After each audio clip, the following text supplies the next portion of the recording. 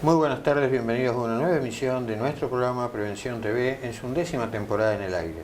Para el día de hoy hemos convocado a alguien que ha estado ya en las ediciones anteriores porque no es uno de nuestros intereses, sigue siendo que tomemos conocimiento, tomemos nota de lo que es el consumo problemático de sustancias y también de alguna forma las ventajas y desventajas que puede tener hoy por hoy la ley de salud mental en la Argentina. Con lo cual, luego de un breve corte, vamos a estar hablando con el licenciado Gabriel Avena del tema.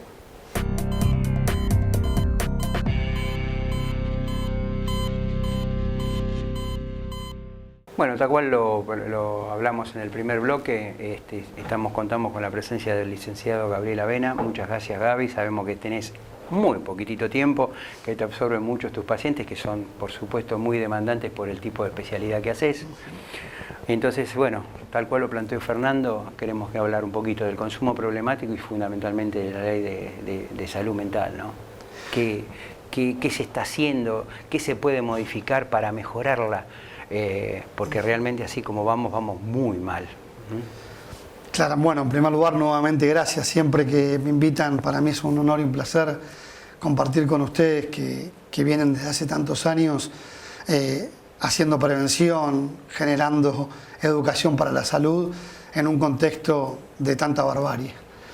¿Sabes qué pasa? Es un tema que no se le da difusión, Gaby. Ese es el tema. Bueno, se ignora a propósito, obviamente, ¿no? Esto no es una casualidad que ocurra. Yo creo que hago esa lectura, tiene una lógica. Me parece que si no, uno peca de ingenuo y ya somos grandes como para ser ingenuos o hacernos los distraídos, con lo cual vamos a hablar, yo intento siempre hacerlo a calzón quitado y con el mayor rigor científico del que soy posible. Perfecto, eso es indiscutible, punto. Sí. No hay más que decirle a punto de eso, a punto de partida de que estás hablando de lo científico. Sí, hace 30 años. Lo probado y lo que se está probando en el mundo entero, no acá nada más. Llevo 30 años trabajando con usuarios de drogas y alcohol, casi pionero en este abordaje en nuestra ciudad de Quilmes, y formo parte de asociaciones científicas que discuten y se actualizan permanentemente acerca de lo que hoy es una pandemia. Ya que hablábamos de epidemias, no hay ningún lugar de la Argentina, ninguna provincia en donde no haya consumo de drogas, probablemente no hay ninguna ciudad que tenga más de 10.000 habitantes que no tenga consumo de drogas, y si no lo tiene la ciudad al lado. Y si esto ocurre es porque hay oferta de drogas. Desde hace más de 30 años la sobreoferta de drogas que vive el país, fundamentalmente lo que más nos ocupa, el conurbano bonaerense, es alarmante, con lo cual no es casualidad que en los 135 municipios de la provincia de Buenos Aires, y en cada uno de ellos hay muchas villas, pero vamos al que tiene más villas de la Argentina, lamentablemente y tristemente es el nuestro, más de 100 villas miserias y asentamientos. Y digo villas miserias y no de emergencia, porque decir de emergencia es un eufemismo. La emergencia es algo que surge, se resuelve y se va. Estas villas están hace 70 años, no tienen nada de emergencia. Hablemos como son, villas miserias. Sí. ¿Sí? Bueno, ahí desde hace mucho tiempo el narcotráfico y el narcomenudeo generó una estrategia casi letal para nosotros. Entendió, estudió, analizó que la estrategia para vender drogas y venderlo en cantidad era hacerlo en los lugares más pobres.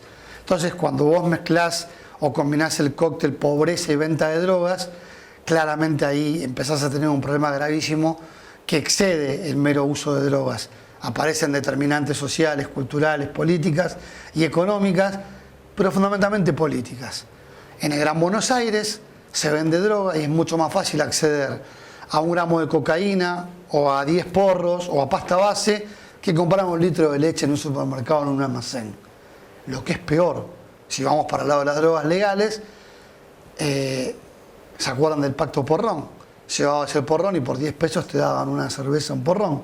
Digo, en la Argentina en algún momento era más barato comprar un porrón de cerveza que 1 litro de leche. Con lo cual, claramente, no solo con las drogas ilegales, con las drogas legales como son tabaco y alcohol, sabemos que está fomentando el alcoholismo. Pero tabaco y alcohol matan mucho más que cocaína, marihuana y pasta base. No estoy solayando los otros consumos. Digo que en la Argentina se mueren 50.000 personas a causa del tabaquismo. Un estadio de fútbol lleno. Bueno, y en Argentina, directa e indirectamente, se mueren un montón de gente por consumo abusivo de alcohol. Y en el mundo 3 millones de personas por año mueren por abuso de alcohol o por consumo problemático de alcohol. En una charla anterior comentaste algo que a mí me quedó impactado y me quedó grabado, y creo que la audiencia lo va a entender así, que las cervecerías vieron que las bebidas colas eran las que más vendían. Entonces, ¿qué hicieron? La estrategia comercial fue poner la cerveza al lado de la bebida cola, pero con una condición: la cerveza era más barata que la Coca-Cola, con lo cual fomentaban el consumo en forma indirecta y fue exponencial el tema. Es tal cual, porque las cerveceras se dieron cuenta que no tenía sentido ir con la pelea o a la pelea con las bebidas blancas, con el whisky, con el vino, con los licores. Dijo, vamos a pelear el mercado a los jóvenes y a la vida que toman los jóvenes, que son las bebidas, las gaseosas. Y claramente hoy hay un absurdo que debería estar prohibido. Y esto es nuevo, debe tener un fenómeno de 1 o 2 años. Cuando vas al supermercado te podés comprar una lata de cerveza de casi 1 litro. Una lata debería estar prohibido. No debería haber latas ni siquiera de medio litro. Debería haber latas de 375 centímetros cúbicos. Sin embargo, hay latas de 975. Y casi una persona va y se compra una lata de 1 litro. Se la va tomando por la calle tranquilo. Si bien lo que nos ocupa y por qué estamos preocupados hoy, digo porque hay una ley de salud mental que toma relevancia en su negligencia y en su perversión, porque es una ley perversa. ¿Cómo la defino? Una ley de escritorio. Una ley de escritorio con poco territorio. Claro. Una ley de escritorio con poca ciencia. Sin experiencia en terreno. Una ley bien ideologizada. Es decir, una ley que pone en juego la ideología de cómo abordar el consumo problemático en un contexto de realidad que nada tiene que ver con la nuestra ni con el urbano. Esta ley propone un montón de disparates y de absurdos, pero por supuesto que toma mucho más conocimiento cuando aparecen los casos más mediáticos. Personajes. Pero atrás del caso Chano hay 50, 100, 150 pibes en el conurbano bonaerense que todos los días hay un papá y una mamá desesperada que está buscando ayuda porque ese hijo ya le vendió el televisor, el lavarropa, ya le levantó la mano a la madre, ya le pegó a la abuela y ya amenazó de muerte al padre. Sin embargo, esa persona, que es buena persona pero que está enferma, si no quiere hacer tratamiento no hay ninguna posibilidad de que lo haga, porque esta ley privilegia el derecho a drogarse por sobre el derecho a la salud. Es una ley fantástica, ¿no? Entonces, bajo esto estamos nosotros, y por otro lado nosotros estamos atados de pies y manos. Es un despropósito. Bueno, esta ley pretendía, cuando surge en el 2010 y se implementa en el 2013, pretendía que para el 2020 las comunidades terapéuticas de la organización civil, de la sociedad civil, lo que se conocen como comunidades terapéuticas, que cuentan con un montón de dispositivos de atención, pero privilegiadamente los dispositivos de forma residencial, tenían que cerrar para el año 2020. ¿Por qué? Porque toda la patología vinculada al consumo de drogas la iba a absorber el hospital público. Hospital público hace 50, 70 años que expulsa sistemáticamente al usuario de drogas, porque no tiene recursos ni recursos capacitados para hacerle frente. Y porque justamente quiere hacer convivir a aquel que está operado de una apendicitis con un paciente que viene con un consumo problemático que tiene un montón de determinantes psiquiátricas. ¿Por qué? Porque estamos viviendo tiempos de patología dual. Pacientes que tienen una comorbilidad psiquiátrica que cursa con abuso de sustancias. Bueno, esta ley proponía que estas comunidades terapéuticas, que dan el 90% de la respuesta en Argentina al consumo problemático de drogas y alcohol, desaparezcan. Por supuesto que llegó el 2020 y estas comunidades terapéuticas siguen trabajando y siguen trabajando mucho más. Pero con mucho menos recursos, ¿por qué incompleto con esto? ¿Por qué es tan perversa esta ley? Porque van al Estado a pedirle alguna colaboración para subsistir y el Estado le dice, perdón, ustedes tendrían que estar cerrados. Bueno, excelente, Javier contestó parte de la pregunta, porque no incrementaron ningún recurso, porque claramente el Estado es un Estado ausente que financia mal y peor, pero por algo mucho más perverso y que parece muy, muy loco. Las comunidades terapéuticas, que bajo sus distintas modalidades de atención, que son ambulatorias, de hospital de día, de hospital de noche, de casa de medio caminos, y como última estrategia de internación. No es que la internación es la primera estrategia. Ustedes son cardiólogos, no es que primero bypass y después le tomamos la presión y le hacemos una ergometría. Hay como toda una serie, hay toda una evaluación diagnóstica. Bueno, acá lo loco es que estas comunidades terapéuticas no recibieron más recursos, se prohibió generar un recurso más, una cama más. De 2010 al 2020 el consumo de drogas creció exponencialmente. ¿Y qué surgieron? comunidades terapéuticas clandestinas. Con lo cual esta ley también favorece la creación de comunidades terapéuticas clandestinas, porque al haber un montón de consumo y un montón de oferta de drogas, la gente enferma frente a la desesperación va a la de acá a la vuelta, que no está habilitada, pero que no lo habita nadie, con lo cual pueden tener 100 pacientes asignados sin ningún tipo de prestación científica y están vigentes, y hay un montón. Claro, si yo quiero habilitar uno y no puedo hacerlo, si no hay una posibilidad de habilitar una sola cama. ¿Puede haber algo más perversa que la ley de salud mental y adicciones? Seguramente que no. Lo que digo no es ideología, fundamento teórico científico, que lo podemos refutar con quien quieran. Vengo a hablar en la Cámara de Diputados con otros profesionales donde estaban los defensores acérrimos de la ley y no pudieron argumentar. Lo que es peor, mientras las madres del dolor, mientras las madres del ser que vienen perdiendo hijos, gente que se murió por consumo de drogas por consecuencias directas e indirectas, estaban ahí, algunos miraban el celular y otros se sonreían. Estos que crearon la ley de salud mental y adicciones. Estamos mal, pero es grave. Bueno, vamos a ver un breve corte y continuamos con el programa.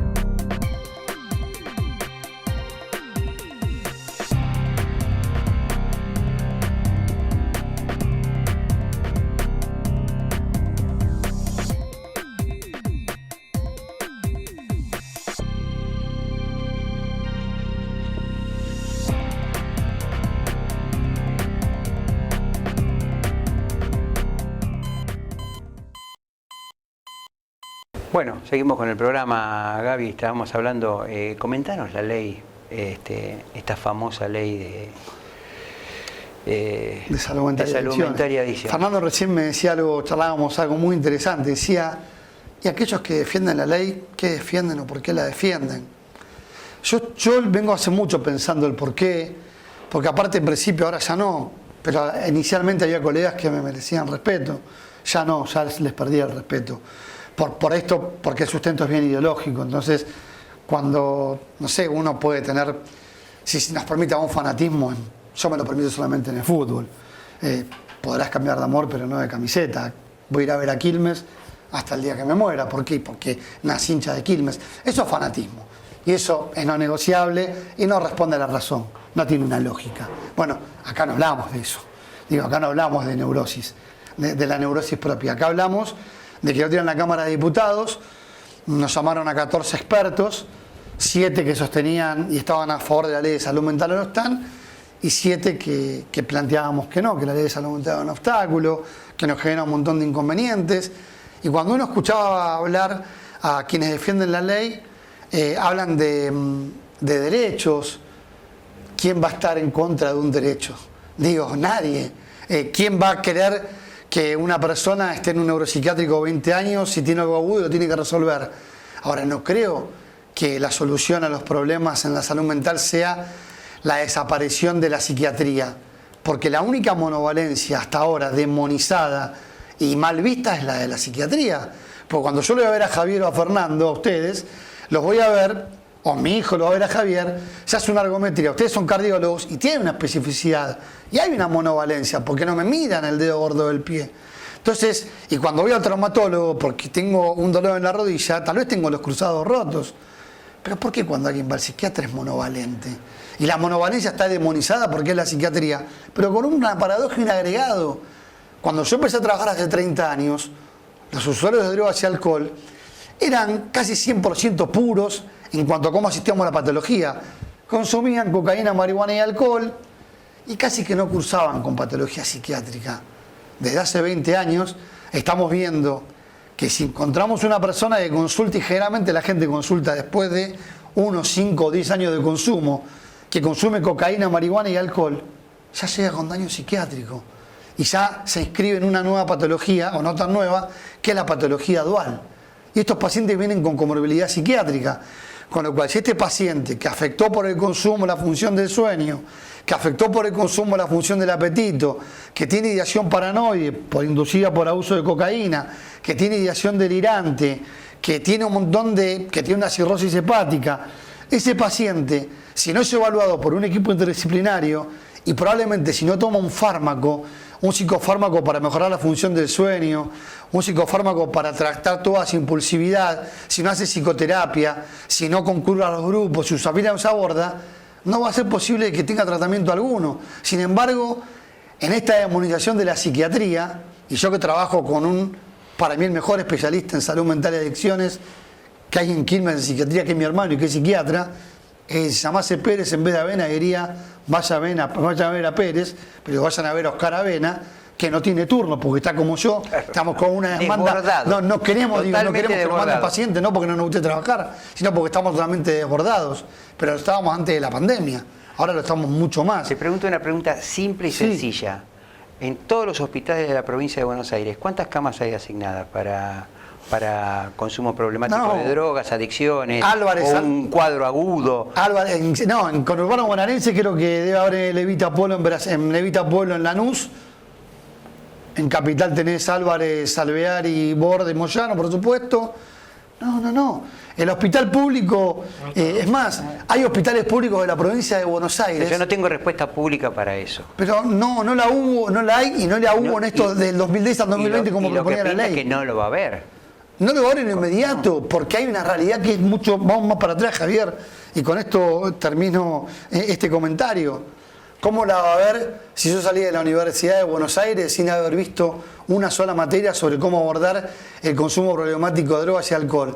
Si la Facultad de Medicina de la UBA, si la Facultad de Medicina de La Plata, la Facultad de Psicología de La Plata, la Facultad de Psicología de la UBA sigue formando profesionales donde no hay ninguna herramienta para abordar el consumo problemático de drogas y alcohol, y ustedes lo ven más que nadie, la demanda que hay sobre el consumo problemático de drogas. El tema del vínculo entre lo coronario, en los infartos y el consumo de cocaína.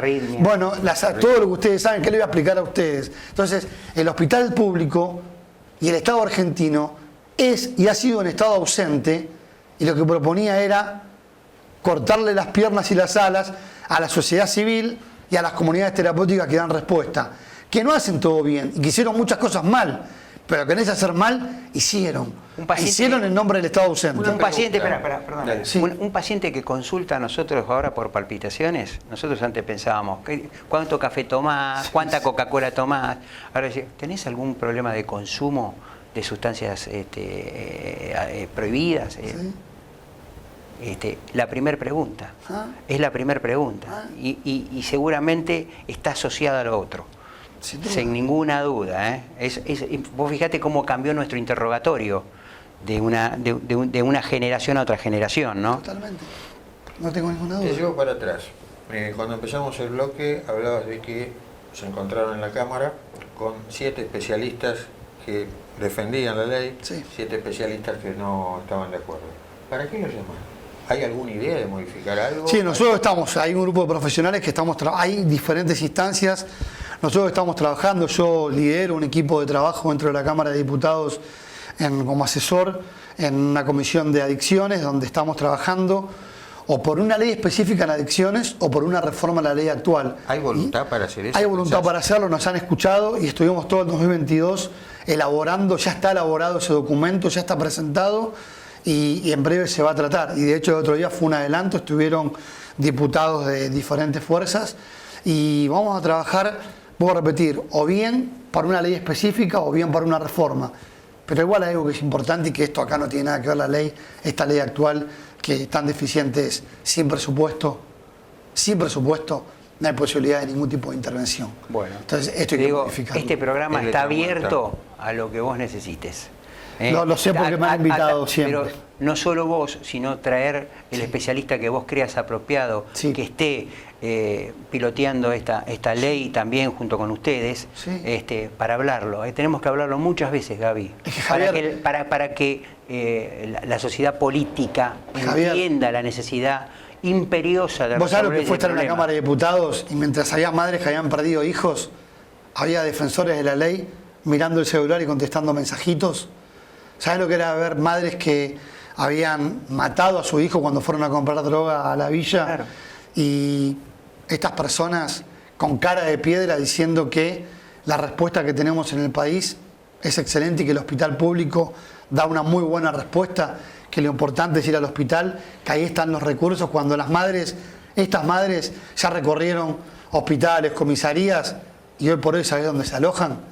En los cementerios, porque ahí están depositados sus hijos. Bueno, Tremendo el comentario. ¿cómo? Tremendo el No, comentario. pero bueno, es 30 años de es la historia. realidad, es la realidad. Lo que hablábamos de la Villa Miseria al principio, los chicos agarran a los chicos, los soldaditos chiquititos, bueno, esos empiezan a vender pasta base, cocaína, y después le preguntan, che, ¿tu mamá tendrá alguna cocinita? Sí, tiene una cocinita. Bueno, podía ganarse unos pesitos cocinando algo para nosotros. Entonces involucran al grupo familiar ya con las adicciones, Bien de eso. ¿entendés? Eso es así, acá se ve muchísimo. Sí, Son chicos que no están escolarizados, que no van a escuela, porque tampoco tienen ningún incentivo para nada, sin embargo los capta el narcotráfico. Son el laburo barato para que el negocio funcione. No te voy a O pedir... digo pavada.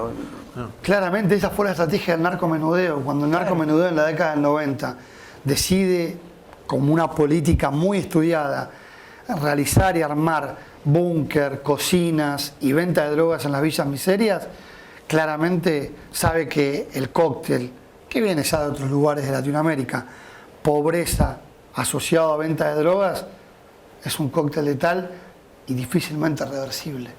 Y el narcomenudeo en la Argentina hoy tiene esa característica.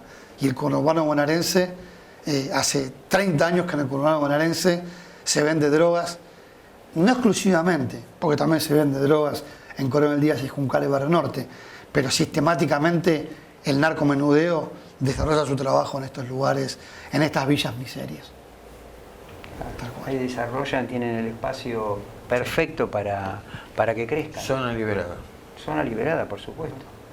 Bueno, Gaby, se nos acabó el tiempo, obviamente que te estaremos convocando y te lo vuelvo a reiterar, este programa está a disposición, es un tema trascendente, fundamental, que nosotros queremos darle la difusión que vos necesites.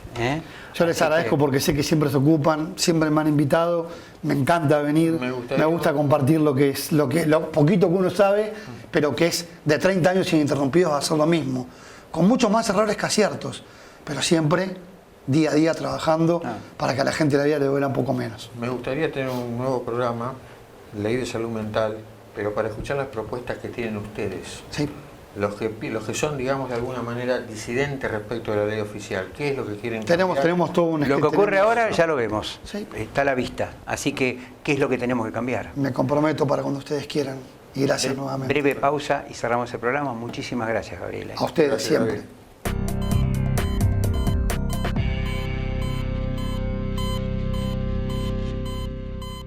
Bueno, llegamos así al final de la emisión de hoy. Esperamos que haya sido del agrado de todos ustedes. Nos imaginamos que han quedado un montón de preguntas en el aire. Bueno, para eso están las redes sociales, para que ustedes las vehiculicen e intentaremos que el licenciado, en la medida de lo posible, se las conteste.